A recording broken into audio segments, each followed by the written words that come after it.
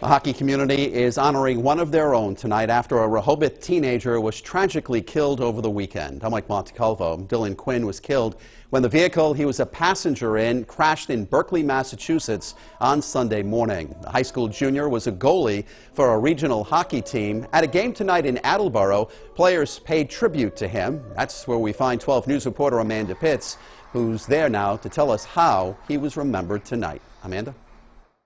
While Dylan Quinn's hockey team postponed their game to mourn their friend and teammate, here on the ice in Attleboro, a moment of silence was held for that 16-year-old gone too soon. At Monday night's Attleboro High School hockey game, Our hockey community lost a young life this past weekend. 16-year-old Dylan Quinn. A moment of silence for a young life tragically cut short. Please join us in honoring Dylan and sending love and prayers to those close to his family and friends. 16-year-old Dylan Quinn of Rehoboth, the student at Bristol Plymouth Regional Technical School, was killed in a crash Sunday morning on Merrick Street. Police say the driver, who is expected to survive, crashed into a telephone pole and a tree. Quinn, who was a passenger, was pronounced dead at the hospital.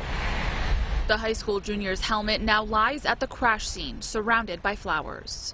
When I first heard about it, I didn't think it was real. I'm like texting all my friends that knew him. I was like, did you hear about this? You know, like, it all just didn't feel real.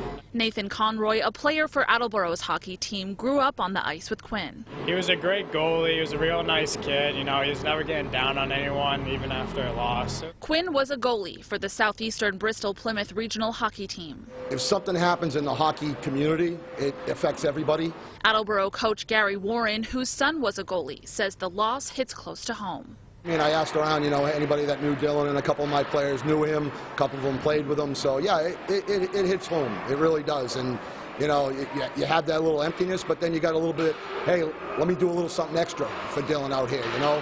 A little extra they did, taking a moment before their game to honor him. It could happen to anybody, and it's just so tragic that it does happen.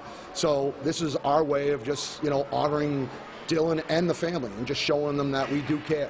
I'm Amanda Pitts, 12 News.